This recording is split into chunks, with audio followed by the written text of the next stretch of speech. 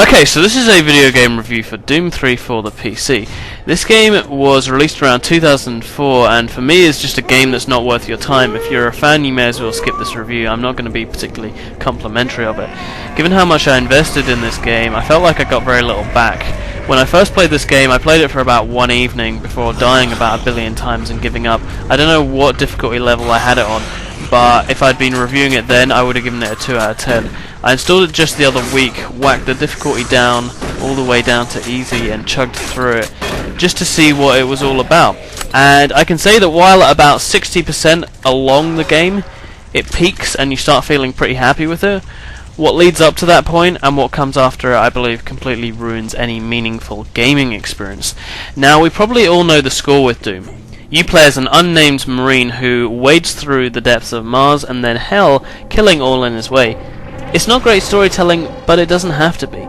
In this game, they sort of set up some kind of plot, but by giving your Marine less character than a toilet roll holder, it feels pretty tacked on and just intrudes into the game when at the beginning you just want to get down and killing some things.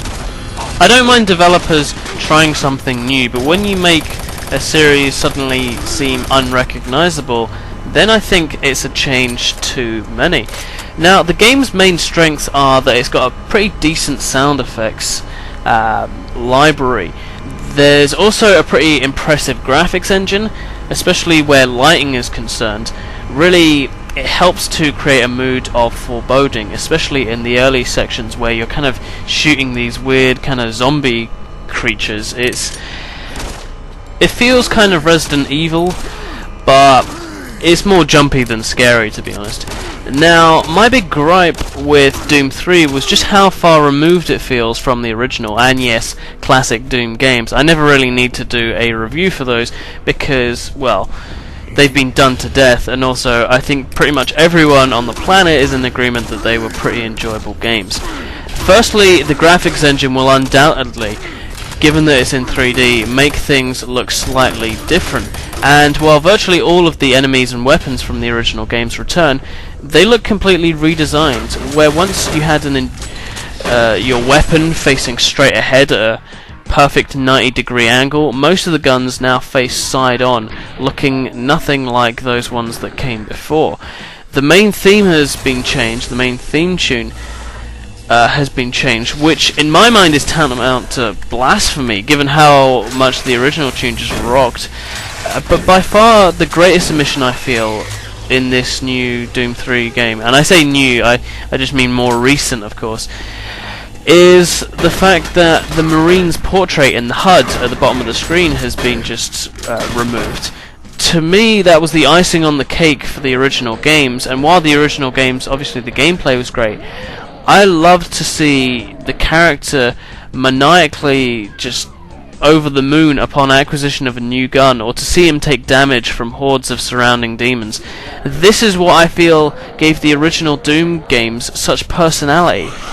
Here your nameless Marine is, for the most part, faceless throughout the game. And while I can deal with repetitive gameplay, to a point, when it appears that developers really couldn't give less of a shit about characterization or story, and also making their game just seem very unfamiliar from its predecessors, I'm not really fussed about saying what a crap job they did with this game. To be honest, if you've never played the original Doom games, this would probably be a pretty average shooter, you know, around the kind of 5 out of 10 mark, I would say. But given when you have played the originals, it just seems like such a letdown, really, and that's why it does get the score I give it. I feel that if you took the word Doom out of the title of this game, you could mistake it for just some run-of-the-mill horror shooter. Gone are the hordes of monsters in the original. Now the most you ever seem to fight on the screen is about 3 per room. Now, while the game plays as if everything works as it should, now putting creative issues to the side for the moment, things such as the saving system, the controls, the set pieces, the lack of bugs, all that works absolutely fine. It's actually a well-polished game in many respects. There's still, unfortunately, more annoyances to add to my seemingly growing list. There's quite a large amount of backtracking in Doom 3. There's no maps, so you're constantly you're constantly walking around trying to work out which direction you're meant to be going in. And to begin with, you'll be using a lot of computers. For what purpose it may escape you is just kind of like, if there's a computer that you can click on, then basically you do. To begin with, you'll be picking up loads of dead scientists' PDAs. They're like little computers, and many of the combination lockers codes are mentioned in these Wii computers' emails.